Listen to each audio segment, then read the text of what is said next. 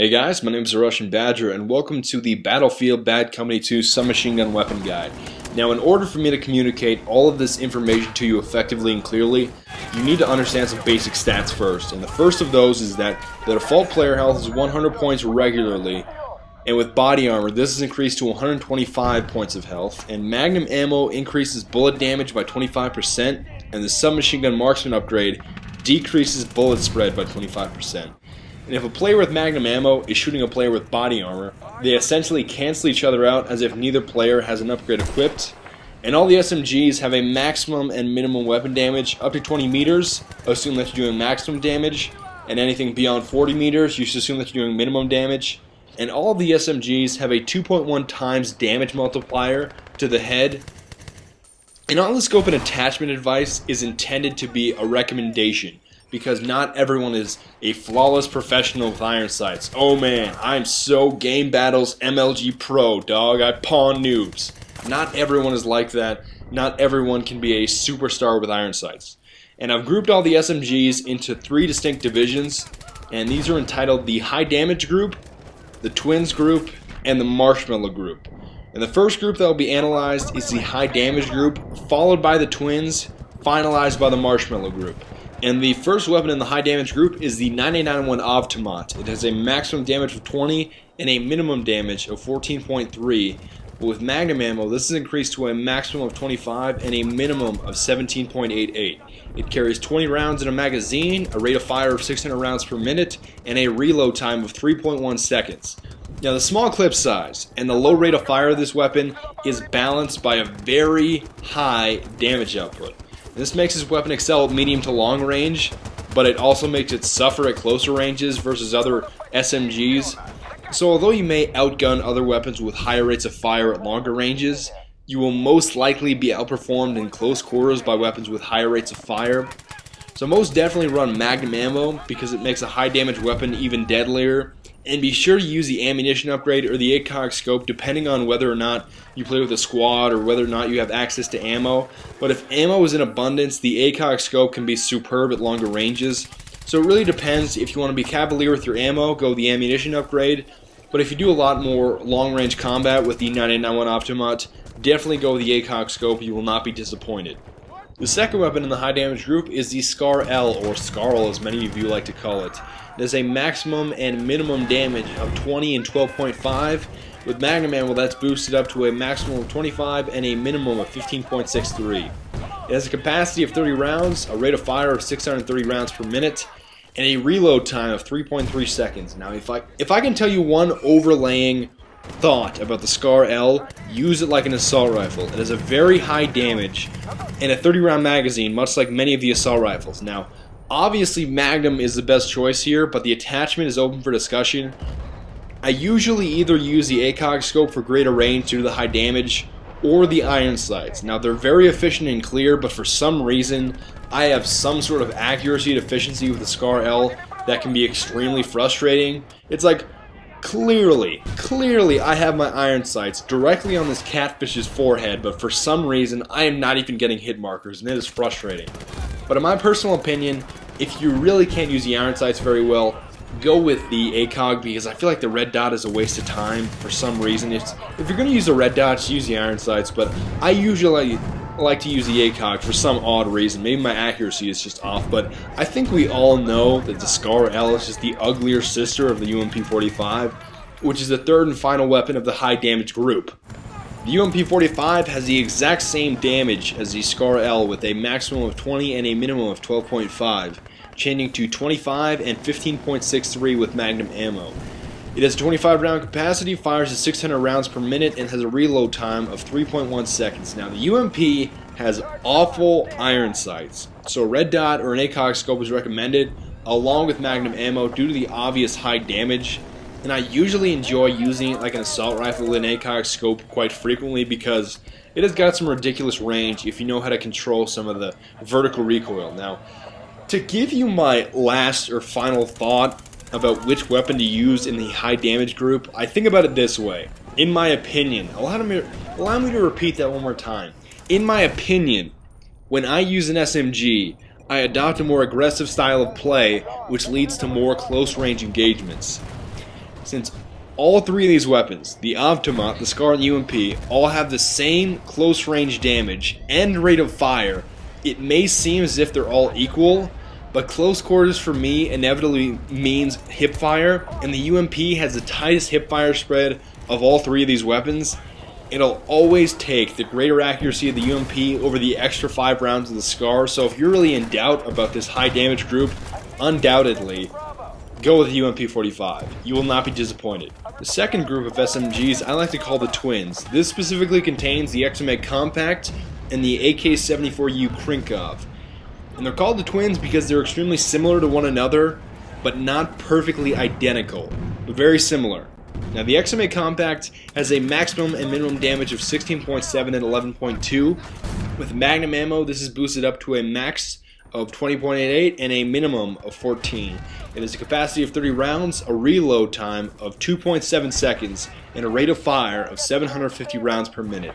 And much like the XM8 prototype and LMG, if you can burst correctly at medium to long range, this weapon will reward you with so many headshots you will not be able to count them. And the medium rate of fire and impressive damage makes this very favorable at close range, and it also forces the weapon to be very versatile with a great reload time as well. And if you have any kind of apprehensiveness when it comes to using the XM8 Compact, please rid it from your body because it has the highest damage per second output. Allow me to repeat that one more time. Times 2. It has the highest damage per second of all the SMGs, so don't be nervous when using it. And the second twin in this group is the AK-74U, or as I like to call it, the Krinkov. Well, that sounds more German than it does Russian. That's kind of awkward. Was hast du gesagt? Ich verstehe nicht. Ich weiß nicht. Es tut mir leid. Es tut mir leid. It has the same damage as the XM8 Compact at 16.7 and 11.2, boosted at 20.88 and 14 with Magnum ammo. It has a 30 round capacity, a reload time of 3.2 seconds, and a rate of fire of 700 rounds per minute. I recommend the ammunition upgrade because with this weapon, the iron sights can be kind of awful, and for me personally, it leads to a lot of missed shots and stray bullets, especially at medium to long range.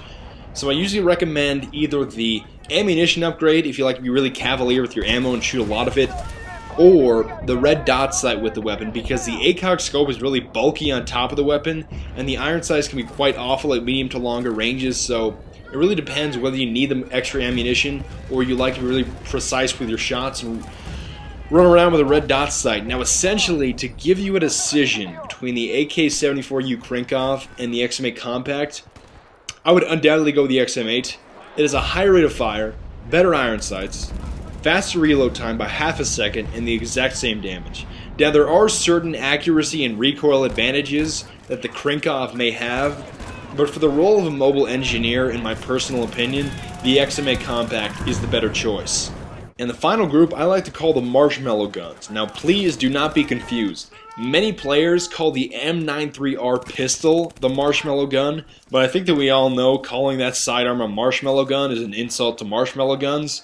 So you may call that sidearm a Nerf gun if you want. So the real Marshmallow guns are SMGs by the name of the Uzi and the PB2000. The Uzi is all the way from Israel. It has a maximum and minimum damage of 12.5 and 11.2, boosted to 15.63 and 14 with Magnum ammo. It has a high rate of fire of 900 rounds per minute. It's over 9,000. I can't say anything beyond that. I'm only kidding. A reload time of 3.2 seconds, and it... What did you just say? I don't need you interrupting my commentary right here. I do apologize about that, but it has a capacity of 32 rounds.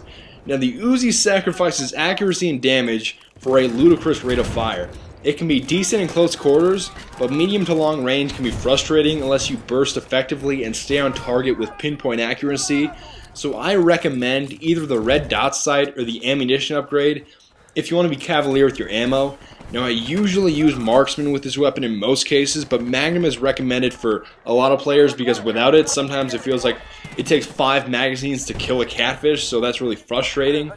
And it should come as no surprise that the Uzi is my least favorite of all the SMGs. It is actually the top of my list when it comes to appearances, but the bottom of my list when it comes to performances. So Yes, I just did say that, so you can go cry to some catfish trickster if you don't agree with me. I don't really...